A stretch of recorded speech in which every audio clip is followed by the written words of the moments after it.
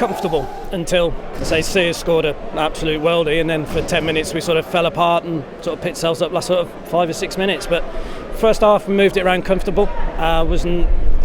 Ipswich only offered anything when we made mistakes at the back. The good thing is, with what I've seen today, is it does really highlight how poor we are at left back with Neil Taylor. He made some absolutely shocking decisions, touched the ball in the one towards the end of the second half where he just let it run out. It was dreadful. So it's highlighted a few weak areas, if they weren't already highlighted, as it currently stands. I think we've got to make a decision on James Chester. Obviously he's injured at the minute, and we all know that it is obvious that he's injured. He ain't his usual self. I love him. I love James Chester, but he's not right, is he? He's not right, and he keeps on having them all the way. So we've got to make a decision. Is a half hit James Chester the best option, or do we need to put House in? First half, again, we played with intensity. We come out and we show the Villa fans what we could actually do today, and it was good to see first half. But second half, it tended to dip a little bit. But I think that's just because of confidence again, you know.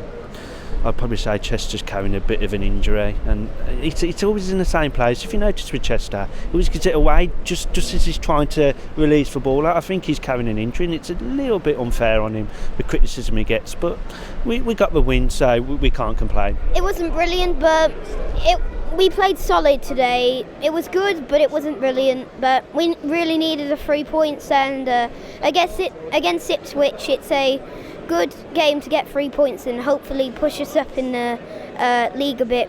So 3 points was all I wanted today, and we got it. I don't know what happened, especially at the end of the second half, the last 20 minutes, and we just let Ipswich come on to us. I don't know what it was. Like, we stopped pressing, we stopped moving the ball. It was just so frustrating to watch. I mean, at the end of the game, that Colin Quaner guy came on. Every game I've watched him for Huddersfield and Ipswich, he's looked like a three-legged donkey on drugs. Whenever I've watched him, but today, he bossed our defence. Like, he really, really caused problems for us in that second half. But I will say, on a positive, McGinn, he's a player I was really impressed with. I think everyone is saying that, but recently he's been that box-to-box midfielder, winning the ball back, playing with energy, spraying the ball. But today I think it was a different kind of performance from him. I think today what we saw, he reminded me more of Jack Grealish. He's winning fouls at the pitch, having shots. I think he could have had a hat-trick today, to be honest. Those 2 chances in the first half, and he had one in the second as well. I think he was really unlucky not to get at least one. It was a good performance, obviously, from our end. We could have got that clean sheet, but that Freddie Sears goal was incredible. Yeah, we just kept pushing up. Their keeper played an absolute blinder that game. Stopped about 6 clear goals there. Tammy Abraham was also incredible, just everywhere. And Alan Hutton just put in that performance that we haven't seen in him in a while. But it's still like every game, we're just scoring off set pieces. It would be nice to get some passing going, more forward play, but there's lack of, the defence is lacking. There's not enough effort in the end of the game. And when we have got effort, the attackers are making runs, but it's almost like they're not being seen. So I think definitely we need to work on the passing. McGinn, absolute legend. Love McGinn. It full 110 every game. And then obviously Tammy with 2 goals and that lovely strike at the end of the game, but a good save from their keeper. That could have been his hat-trick, and that would have been good. But at least we've got the 3 points. I think we definitely need to improve our defence. So I'm definitely happy we got the 3 points, and it's our first win since Blues, which is ridiculous. But I was so nervous towards the end. I mean, when they scored that goal, I've never been so nervous at a Villa game before. We needed to win. I mean, I've been quite vocal in regards to the rest of this season. We really need to be getting to the summer, clear a lot of this out, and say the rebuild it's in work. I expect a lot of activity the next week within the transfer window. But as I said, Ipswich only offered anything when we made mistakes, and then one ball over the top, which, as Tom said earlier on, was we got away with one there. But when you look at the Albion goal, it sort of balances itself out. They're bottom of the league. They're not scoring many goals. They're down there for a reason. We're down in 13th. We was, but we've scored today, and we've got the win, and that's all we can hope for. What was the player who impressed you the most? McGinn. I'd have to say McGinn. Yeah. Because he's just a workhorse, isn't he? We lose the ball, he goes after it, he does everything what you want from a team player. and he led front, and that's what you want to see. So yeah, McGinn. It's the same thing every game. He's just absolutely running up and down the pitch and always pushing, always getting behind the team, and he gives 110% every week, and he's if we lose him, we're not good enough, and he's a key man for us, Villa, at the moment. At the moment, week in, week out, it's McGinn. He's just does not stop.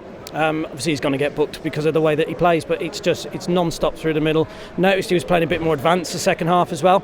Don't know whether that's an idea that he might be using to cover for Grealish, I'm not sure. But also again a special mention to Elphick. Since he's come back, he's been superb, and today he bailed Chester out today because Chesney was poor today. So thank you very much to James for hosting FanCams this week. A little bit of a short one. It seems that not many people wanted to stand around in the rain after a 2-1 win against bottom of the league, which who'd have thought that. If you did enjoy this quick video, then please do leave a like down below and subscribe to the Villa View YouTube channel. We also managed to have a quick chat with Ian Taylor before the game, where we interviewed him about what he thought of the season so far, Dean Smith, players, all sorts of topics.